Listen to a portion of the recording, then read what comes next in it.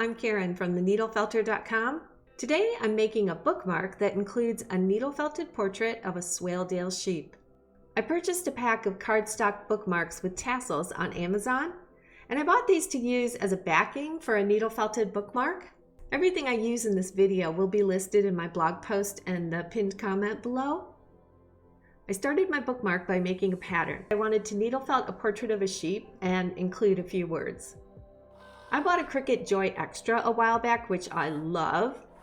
It's one of their small cutting machines, and I'm starting to think of ways to combine Cricut crafting with needle felting, so this is my first attempt.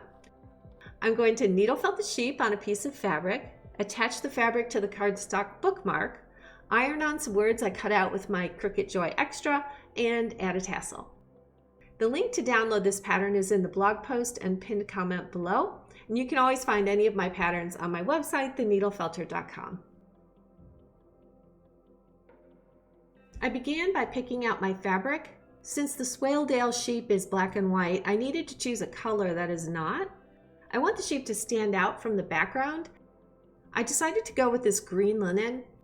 This color is called Meadow. It's a medium weight, all-purpose, 100% linen from fabricstore.com. And yes, I know good linen is expensive, but one of the reasons I like fabricstore.com is that when browsing their linen, they have a category called doggy bag. I think these are basically remnants or bolts without much fabric left. The pre-cut color options are limited, so you have to check back from time to time to see what pops up. I found lots of beautiful colors of linen this way for a significantly lower price. So now that I have my fabric, I need to figure out how to handle the words. I'm going to use HTV or heat transfer vinyl. This is vinyl that you iron on with a heat press. I chose short words since I'm making a vertical bookmark, but you could also rotate it and make a horizontal design if your words or image fit better in that format. If you don't have a Cricut machine, you could embroider the words, paint them on, or not include words at all and just needle felt a design. I'm going to use a fine line fabric transfer pen to create an outline of my sheep, and then I can iron that onto the linen. One thing I had to do for this to work is to make sure that I flipped my image horizontally, otherwise the sheep will transfer backwards. I also decided to lighten and decrease the contrast on my flipped image a little, just to make it easier to see the detail. You can do this in an image editing software, but I just used PowerPoint. I have an old version of PowerPoint that came with my computer. I placed the printout of my sheep on a piece of cardboard just in case the ink seeps through. I haven't had that happen, but I don't want to risk getting marks on my pink mat. With transfer pens, I try to draw the outline just inside the edge of the shape that I'm capturing. The plan is to cover up the line with wool. So if I draw my outline outside the edge of the sheep's snout, for example, when I cover that line with wool, the snout will be too wide because I had to add extra wool to cover the line. I hope that makes sense. On a large piece, it might not be a big deal, but on a tiny piece like this one, it can throw your proportions and even the animal's expression off. I decided not to include that tip of the horn that is peeking out on the side of the sheep's snout. I don't think it will be missed, and I thought it might look a little odd on the bookmark. These are the types of decisions you want to make before you add your transfer lines, so don't be afraid to edit. If you look closely, there are ears and the face of a sheep right behind the one I'm outlining, so I was careful not to include those. I used Cricut heat tape to adhere my linen to the paper so it won't move around when I iron it. Heat tape is made for heat and it won't leave any adhesive on your fabric. I flipped the transfer image over so the ink is facing my bookmark. I then added a piece of heat transfer tape to the transfer so that it wouldn't shift. I didn't tape the top because after ironing, I want to be able to lift up that edge and check that the transfer transferred before I remove that. I'm going to heat the transfer on my ironing or pressing mat. You need to iron on a heat-safe surface. I stacked the second piece of printer paper on top of my transfer, and this is to absorb any ink that might seep through. After heating my clothing iron to the wool setting, I transfer the image. I heated it for about 15 seconds. I'm also holding the printer paper with my left hand so it doesn't scoot around as I'm ironing. I want to keep this paper and fabric sandwiched still. I'm careful to count the seconds and not press down too hard. In the past, if I press hard or leave the iron on too long, it can cause the lines to start looking wider and fuzzier than they should. I think in that case it just deposits too much ink. I let the paper and fabric cool a little and then carefully lift off the first piece of paper. You can see that some ink soaked through. If I had not used that extra piece of paper, that ink would be on my iron. So I hold that transfer paper down so it doesn't shift out of place and peel back an edge. This looks great. If it needed more heat, I would just carefully replace that paper and then iron it for another 5 to 10 seconds.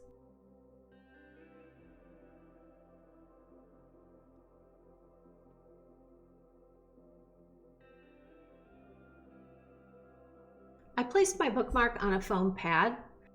I used a tiny amount of Felter's Palette carded wool in the color beeswax as a base for the iris of the eye. I tried to tear the wool and compress it a little by rolling it between my fingers. That helps me estimate how much I need. And you can just lay it on top of your piece to see how it looks before you felt it. I find that helpful when you're working with such little tiny areas.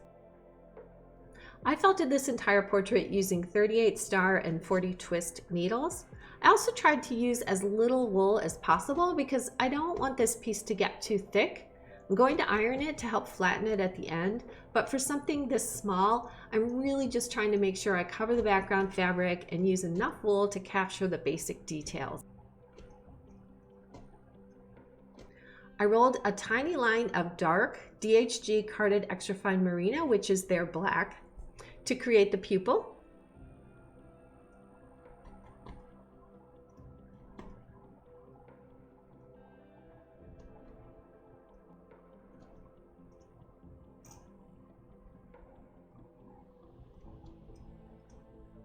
And then I did the same to outline the eye.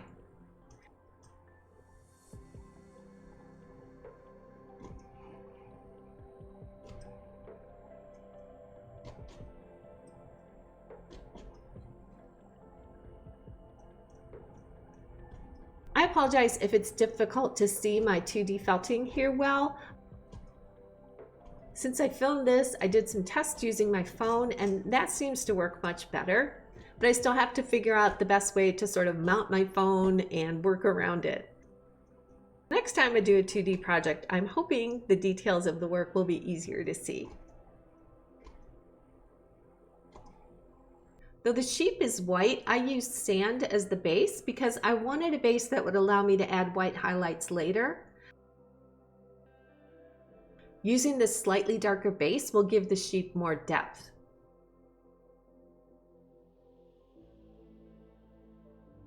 I started filling in the area around the eye with sand and more of the black.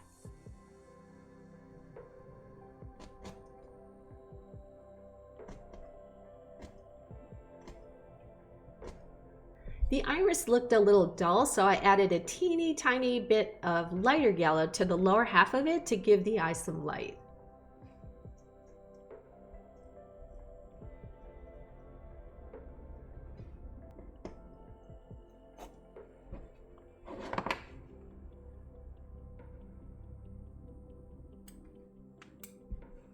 I felted in some thin layers of black in the sand area right around the eye to give it some detail. I kind of squint at the photo, and this helps me see which details I need to add and what I can potentially leave out.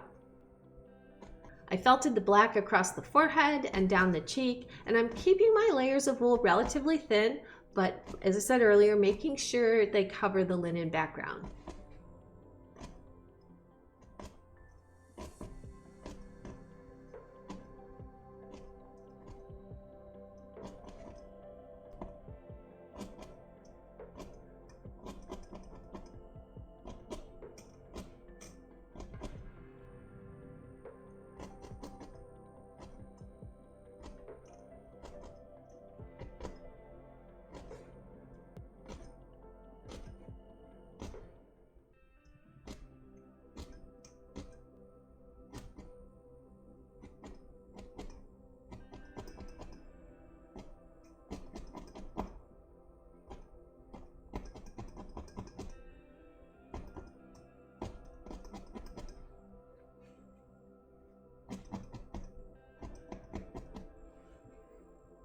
I rolled thin ropes of black to indicate the nose and mouth.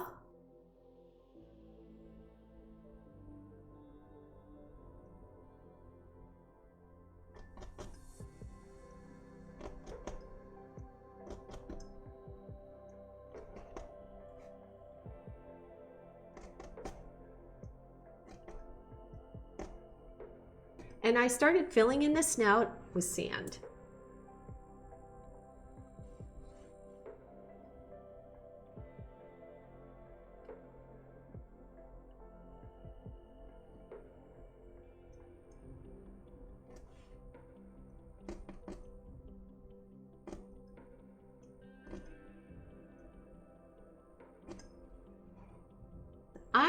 This may be controversial, but I like to lift my piece off the foam mat every so often.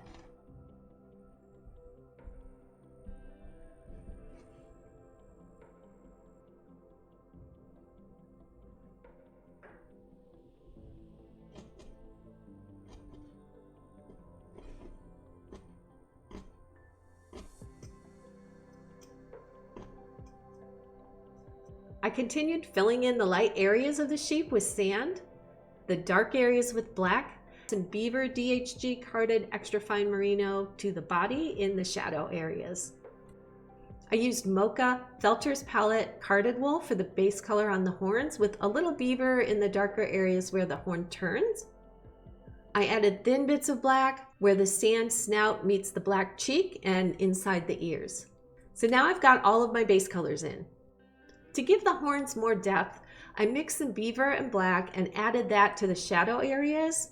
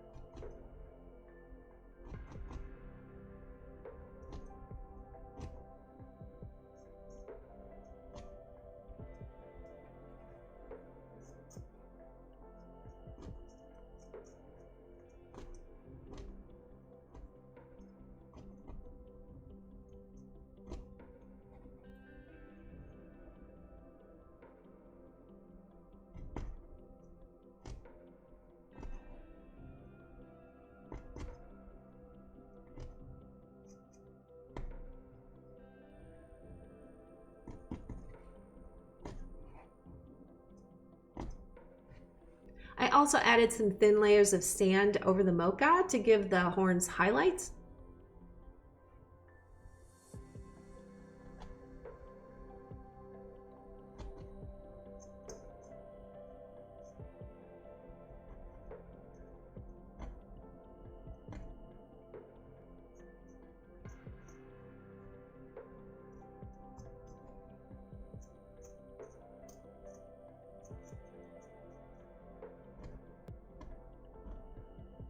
And I created a thin line on top of the horn with some sand mixed with natural white to capture that strong highlight there.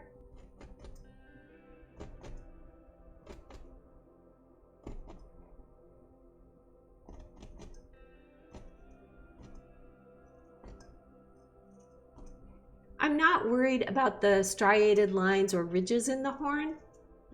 This portrait is so small that I think it'll work fine without that degree of detail.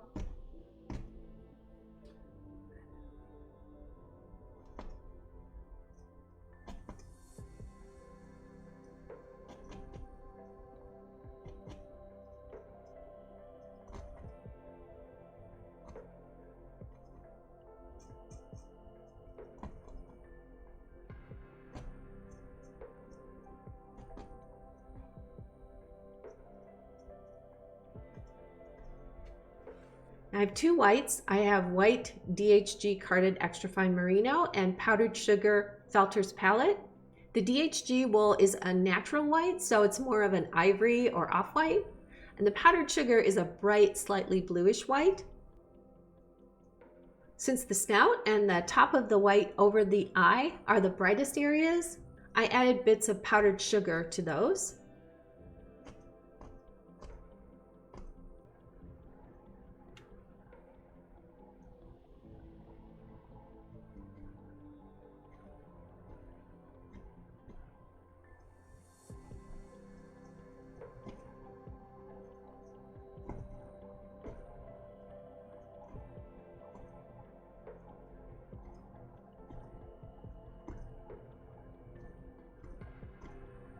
I used the DHG natural white to add highlights to the sheep's fleece.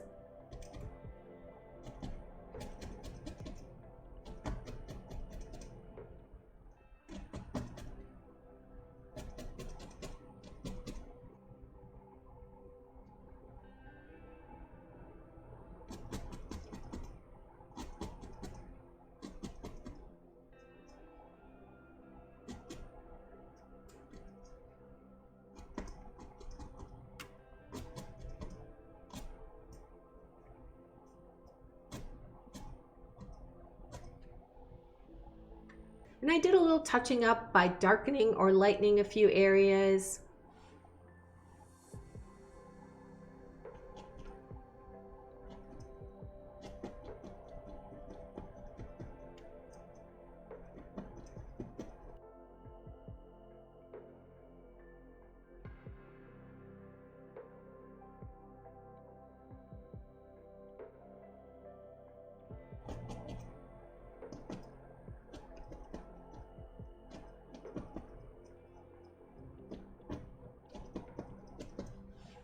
And then I remove the piece from the foam pad. I usually look at it in a mirror. That helps me see any areas that I might need to adjust. So I did that off camera, and here's the final sheep portrait. Here's the side view. It looks like I did a decent job of not making the wool too thick. And here's how the back looks. Off camera, I cut the words out of a scrap of black Cricut Everyday Iron-On heat transfer vinyl using my Cricut Joy Extra.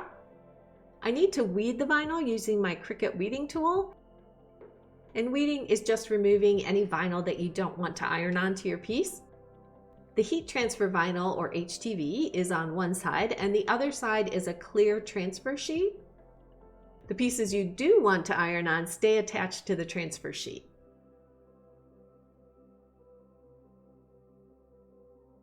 I like to take it slow just in case something is coming off that I don't want to come off.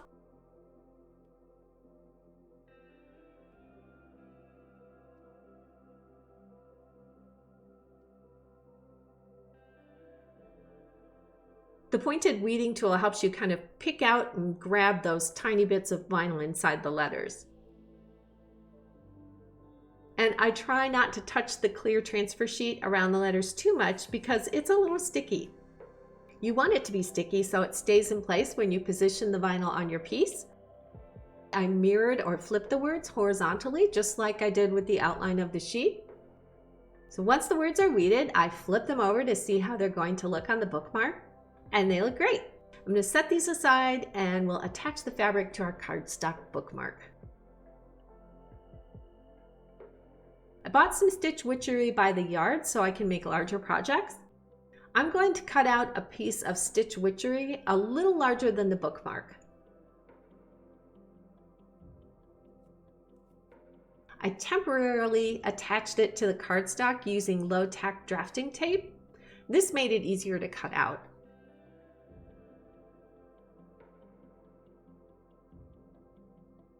I had a few extra long bits of fiber on the back of my piece that I decided to trim off.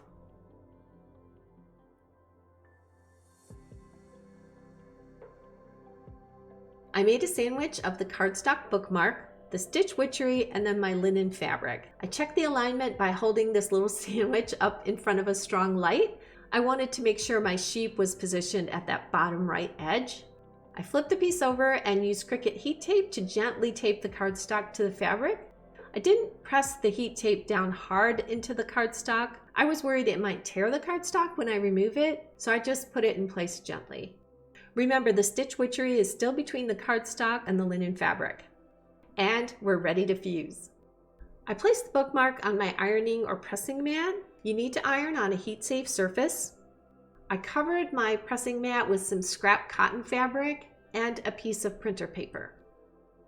And then I covered the bookmark with a cotton pressing cloth. I sprayed a little water over it because the stitch witchery instructions say your pressing cloth should be damp. I ironed the bookmark for 10 seconds on the wool setting.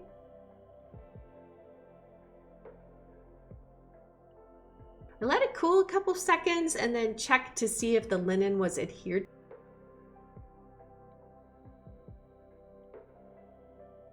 It looked good, but I decided to heat it for another 5 seconds just to be sure. That seemed to do the trick. I sprayed too much water and my pressing cloth was wet, not damp. And it did make my cardstock curl a little bit. This was a mistake. I slowly removed the heat tape, being careful not to tear the cardstock. And then I sort of flexed the bookmark a little to help ease out that curve it had from me spraying too much water. I let the bookmark cool and it dried pretty flat. Then I carefully trimmed the excess fabric away with a pair of sharp scissors. I trimmed the bookmark from the back so that I could get right up to that edge of the cardstock. And I tried not to handle the felted sheep on the front too much. If I had to hold that part, I was gentle because I just didn't want it roughed up any more than necessary. Oh my goodness, I tried to cut that little hole out for the tassel with my embroidery scissors. I didn't do a great job, but I got it done. I was worried that the fabric around that hole might fray, so I put a little bit of fray check around the edge. And I only used a tiny amount. It looks really dark here, but it dried clear on the fabric and disappeared completely on the cardstock. I placed the letters on my bookmark.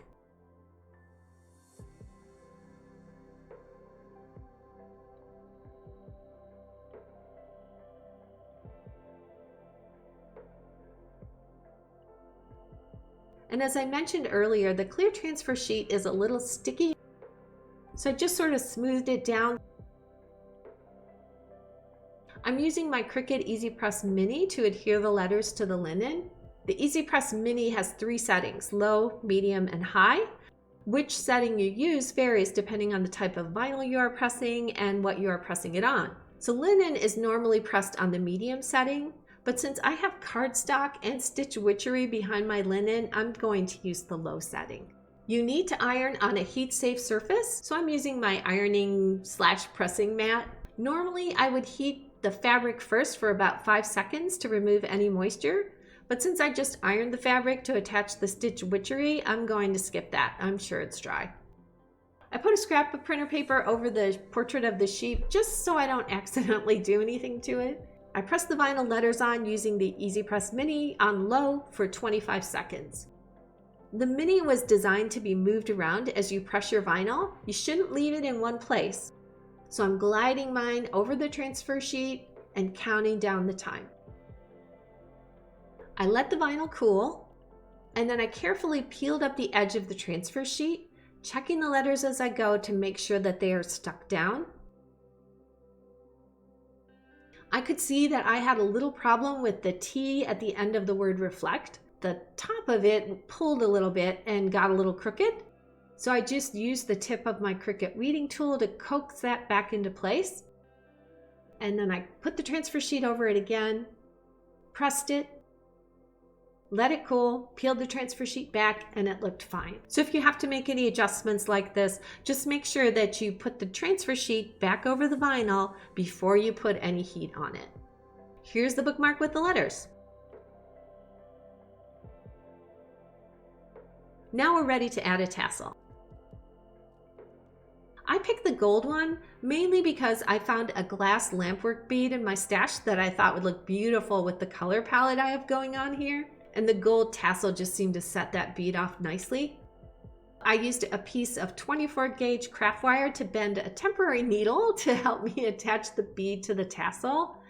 And to make my needle, I just cut a piece of wire, bent it in half, pinched it in at the bend, and threaded the tassel through the hole in the bead.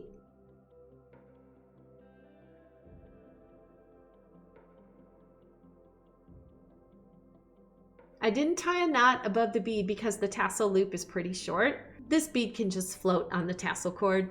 I used my temporary needle again to thread the tassel through the hole in the bookmark. And then I pulled the tassel and the bead through the cord.